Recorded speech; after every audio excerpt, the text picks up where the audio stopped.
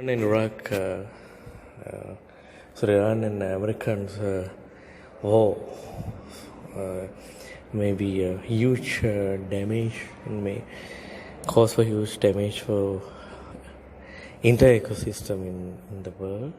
And President Donald Trump facing the gravest test of his presidency and signaled a declaration of tensions with Iran Wednesday in wake of Iran's retaliatory attacks against Iraqi bases housing US troops.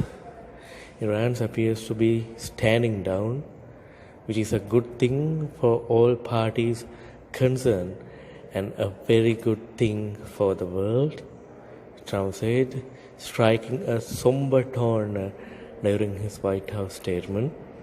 An early warning system worked well and no American or Iraqi lives were lost, and Trump said. Trump appeared to be positioning the US to de-escalate, but offered very little room for Iran to maneuver, essentially sticking to maximalist approach and demanding that any de-escalation happen on US terms. Reading the carefully from teleprompters, Trump announced that his administration would once again slap Iran with more sanctions and demanded that US allies leave the nuclear deal to a new pact and can be negotiated. The president's remarks set out on a basic change from an administration strategy that has sharply ratcheted up tensions over the last year, putting the region on edge and bringing the US and Iran to the brink of war in the first days of New Year's. The United States will immediately impose additional punishing economic sanctions on the Iran regime, Trump said, noting his administration is continuing to review other options to respond to the Iranian missile strike in Tuesday.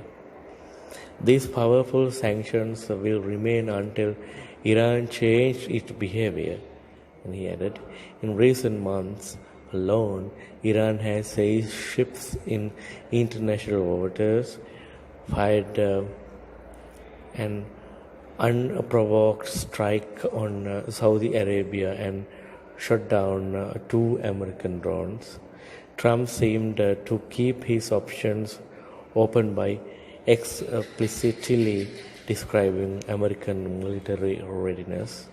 Our missiles are big, powerful, accurate, and lethal, and the fast, he said.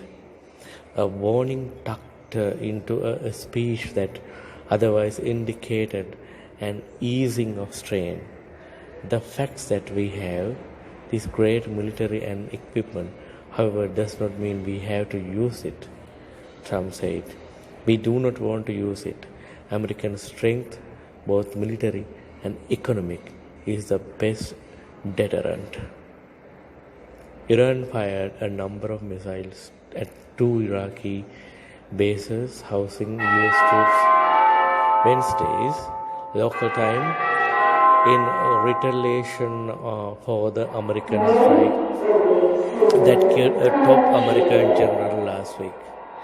Ahead of Trump's remarks, a growing belief emerged among administration officials that Iran deliberately missed areas populated by Americans, and multiple administration officials told CNN that Iran could have directed their missiles to hit areas that are populated by Americans, but internationally did not.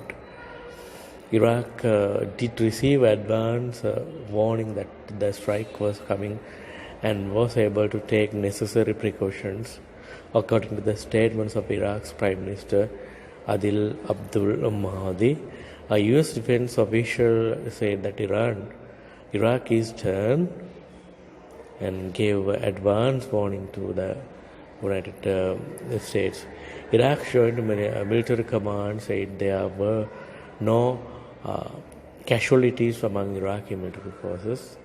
Iran target the Al-Assad Air Base, which houses U.S. troops and American and coalition forces in Iraqi. According to the Jonathan Hoffman, a Pentagon spokesman, Trump had visited Al-Assad in December 2018. Trump tweeted Tuesday night that he would make a statement Wednesday morning. All is well, Trump tweeted. Missiles launched from Iran at 2 military bases located in Iraq. Assessment of casualties and damage taking place now. So far so good. We have the most powerful and well-equipped military anywhere in the world by far. I'll be making the statement tomorrow.